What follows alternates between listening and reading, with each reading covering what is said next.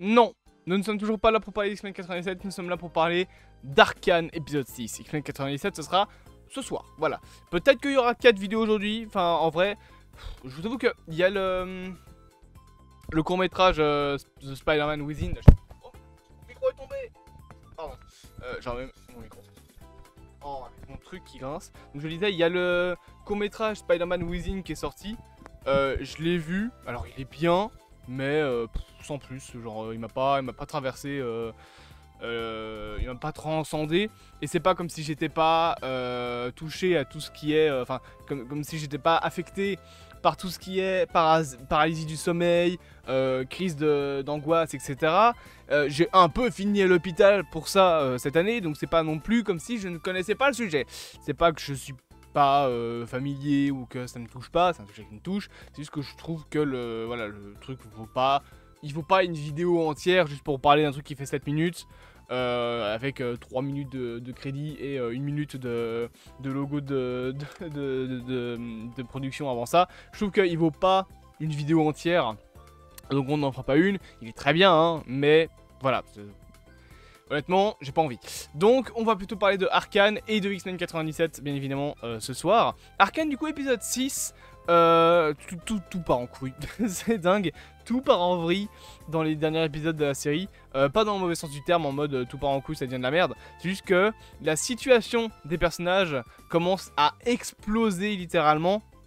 Vi, du coup, qui voulait de base revenir pour trouver Powder, donc qui est devenu Jinx depuis, voit que sa sœur ne peut pas être sauvée concrètement, donc elle décide finalement de repartir à Piltover avec la pierre, l'ex-tech que Jinx a volé pour essayer de rétablir la situation avec du coup notamment Marcus et du coup tout ce qui est le Piltover et la base ville qui est en train tout doucement de commencer à devenir une guerre civile.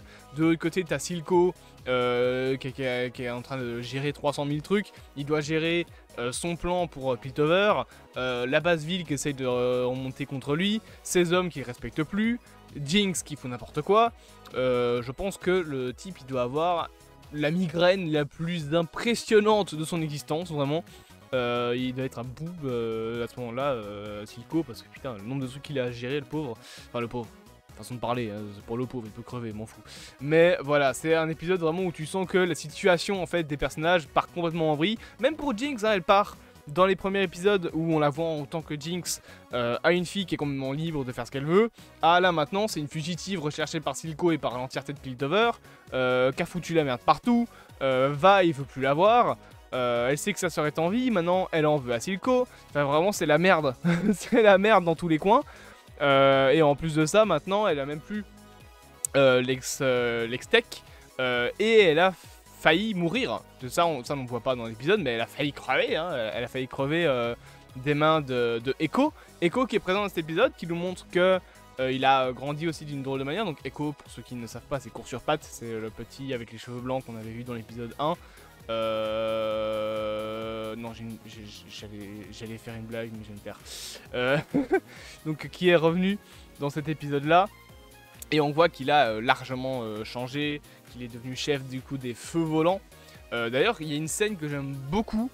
D'un côté, de l'autre côté, je trouve que c'est un petit peu de la facilité. C'est en gros, t'as deux scènes de l'épisode qui se ressemblent comme deux gouttes d'eau. C'est les scènes d'attaque de pont. Donc, d'attaque sur le pont. T'as une première attaque contre donc, les pacifieurs qui permet à Vi et Caitlyn de passer le pont pendant que Echo va se tarter la gueule avec Jinx. Et ce passage-là, en fait, on le voit de loin. Tu vois les feux volants qui arrivent sur les pacifieurs et puis tout pète. Et d'ailleurs, Marcus, il me semble, meurt. Je pense qu'il est mort à cause de ça.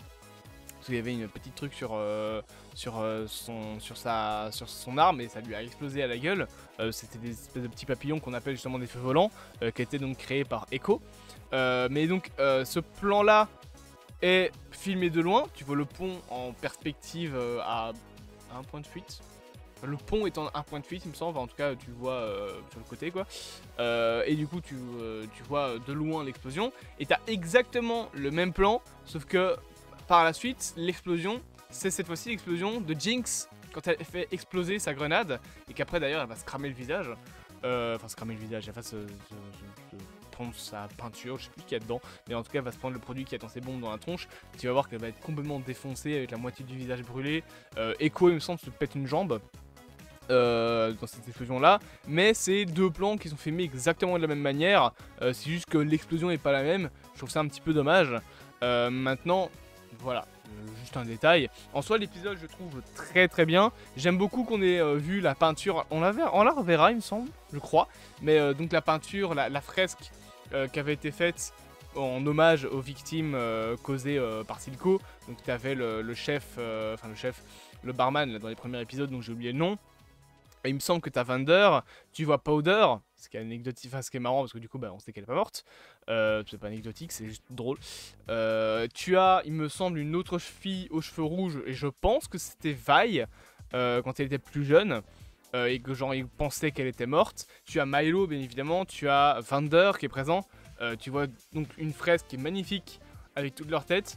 Et c'est marrant de voir que tu as deux de ces personnages là qui sont pas morts. Hein.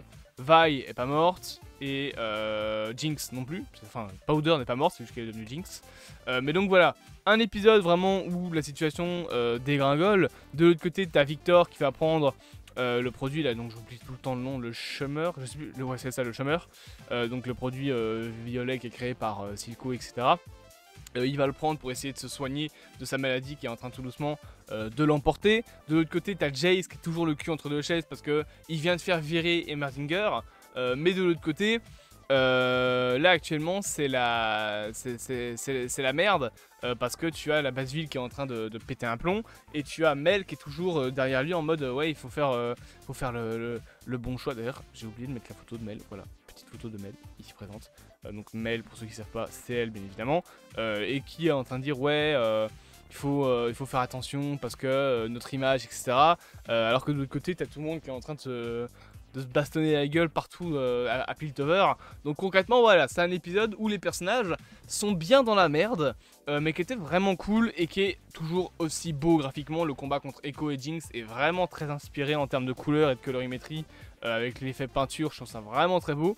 Donc voilà, encore un épisode où c'est un quasi parfait. Concrètement, la série est un quasi parfait. Moi, je trouve que c'est ma série préférée d'animation.